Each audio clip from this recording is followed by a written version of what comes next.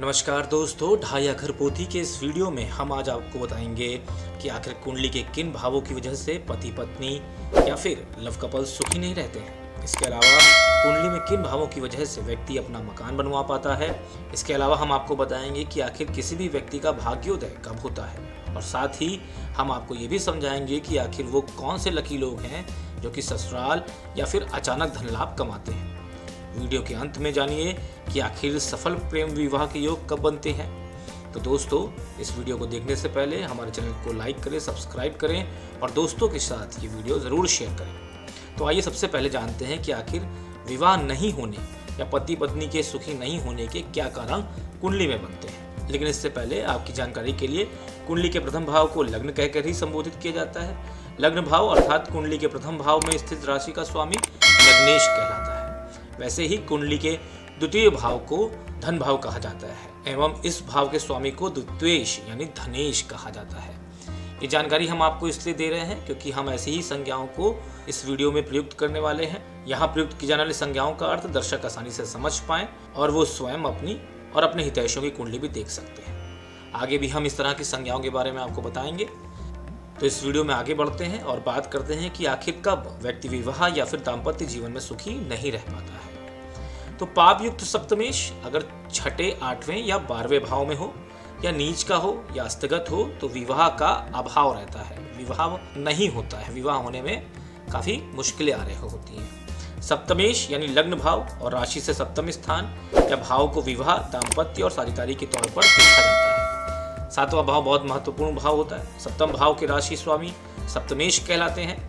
आपकी जानकारी के लिए ये भी बता दें कि सभी ग्रह अपने स्थान से सातवें घर को पूर्ण दृष्टि से देखते हैं। सप्तमेश अगर 12वें भाव में हो तथा लग्नेश और जन्म राशि का स्वामी सप्तम भाव से हो तो विवाह होने में बाधा होती है या विवाह नहीं होता है। षष्ठे, षष्टमेश या द्वादश सप्तम भाव में हो, शुभ ग्रहों से युक्त या दृष्ट ना हो अथवा सप्तमेश छठे, 8वें या 12वें भाव के स्वामी हो तो पति पत्नी कभी भी सुखी नहीं रह पाते। यदि शुक्र चंद्रमा एक साथ किसी भाव में बैठे हों, वो युति बना रहे हों और शनि और मंगल उनसे सप्तम भाव में हो तो विवाह नहीं होता है। विवाह में काफ़ी अड़चने भी आती हैं और अगर विवाह हो जाता है तो पति पत्नी तलाक लेने की स्थिति में पहुंच जाते हैं। इसके अलावा जो एक खराब स्थिति बनती है, 7वें और 12वें भाव में दो पाप ग्रह हों तथा पंचम भाव में चंद्रमा हो तो जातक का विवाह नहीं होता है। शनि और चंद्रमा के सप्तम भाव में रहने से विवाह नहीं होता है और अगर शुक्र बलवान हो तो विवाह के बाद तलाक की एक प्रबल स्थिति बन जाती है। कुंडली में गुरु भी सप्तम भाव में स्त्री सुख की बाधा के रूप में देखा गया है। शुक्र और बुध सप्तम में एक हो तथा पाप ग्रहों की दृष्टि हो तो विवाह में बाधा के योग बनते हैं। तो दोस्तों, पति पत्नी से जुड़ी इस जानकारी के बाद अब आगे जानते हैं कि आखिर व्यक्ति मकान कब बनाता है। एक महत्वपूर्ण प्रश्न आप सभी के मन में उठता होगा। जन्म कुंडली में इससे जुड़ी सारी जानकारियां दी होती हैं। तो दोस्तों, जन्म कुंडली में चतुर्थ भाव से मकान, पिता, मित्र आदि के सुख का विचार किया जाता है। चतुर्थ भाव बहुत महत्वपूर्ण भूमिका निभाता है।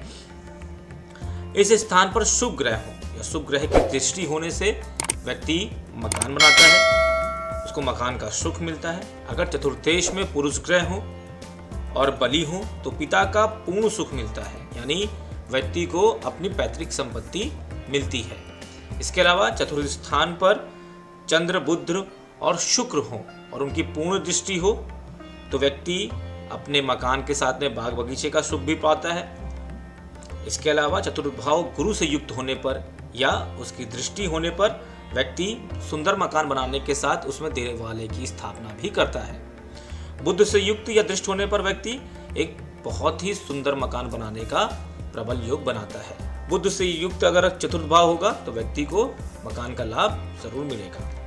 अब दोस्तों, इस वीडियो में आगे बढ़ते हैं और आपको ये बताते हैं कि आखिर किसी भी व्यक्ति का भाग्योदय कब होता है। आपका भाग्योदय कब होता है, एक महत्वपूर्ण प्रश्न आप सभी के मन में उठता है। तो कुंडली में इसके भी जवाब दिए होते हैं। अगर सप्तमेश या शुक्र तीसरे, छठे, 7वें, 10वें या 11वें भाव में हो तो व्यक्ति विवाह के बाद भाग्योदय की स्थिति में पहुंचता है। विवाह के बाद उसका भाग्योदय होता है। अब ये विवाह उम्र में किसी भी समय में हो सकता है, आयु में कभी भी हो सकता है, लेकिन विवाह के बाद ये स्थिति उसको लाभ की स्थिति में पहुंचाती है। उसको लाभ विवाह के बाद ही मिलता है। उसके बाद भाग्येश में अगर सूर्य हो तो 22वें वर्ष में व्यक्ति को भाग्योदय की स्थिति देखने को मिलती है। भाग्येश में अगर चंद्र हो तो 24वें वर्ष में वो, भाग्येश में अगर मंगल हो तो व्यक्ति 28वें वर्ष में भाग्योदय करता है, और बुध होगा तो 32वें वर्ष में वो भाग्योदय करेगा, और राहु केतु है तो काफ़ी देर में लगभग 42वें वर्ष में वो अपने करियर के उच्च में होगा और उसका भाग्योदय 42वें वर्ष में माना जाता है। अब हम इस वीडियो के सबसे इंटरेस्टिंग पार्ट की तरफ आगे बढ़ रहे हैं, जिसमें हम आपको आगे बताएंगे कि आखिर व्यक्ति को अचानक धन लाभ कैसे होता है, या फिर वो ससुराल से धन कैसे प्राप्त करता है। तो अचानक धन प्राप्ति के योग आपकी कुंडली में बने होते हैं अगर सप्तम व चतुर्थ स्थान का स्वामी एक ही ग्रह हो और वह सप्तम और चतुर्थ में हो तो ससुराल से धन प्राप्ति के प्रबल योग बनते हैं। व्यक्ति ससुराल से धन लाभ कमाता है। इसके अलावा द्वितीयेश या चतुर्थेश शुभ ग्रह के साथ नवम भाव में हो और शुभ राशि में स्थित हो तो भूमि से जुड़े हुए धन से व्यक्ति को लाभ पहुंचता है। अब ये भूमि से जुड़ा हुआ धन पैतृक संपत्ति भी हो सकती है, या वह स्वयं भी अर्जित करके धन लाभ प्राप्ति कर सकता है। लग्नेश द्वितीय भाव में हो, द्वितीयेश एकादश भाव में हो, एकादश यानी 11वें भाव का स्वामी राशि हो तो लॉटरी से धन की संभावना प्रबल होती है। व्यक्ति जुआ, सट्टेबाजी या अचानक धन प्राप्ति के योग को प्राप्त करता है। अब इस वीडियो में आगे हम जानेंगे कि आखिर सफल प्रेम विवाह के योग कब बनते हैं। तो सफल प्रेम विवाह एक महत्वपूर्ण प्रश्न, आजकल जातकों का ये प्रश्न होता है कि हमारी शादी कब होगी, हम प्रेम विवाह में सफल होंगे कि नहीं होंगे। आपकी कुंडली में ही इन प्रश्नों के उत्तर जुड़े होते हैं। तो सफल प्रेम विवाह के लिए आपका जो 7वां भाव होगा, 7वें भाव के साथ में आपको पंचमेश या पंचम भाव को भी देखना होगा।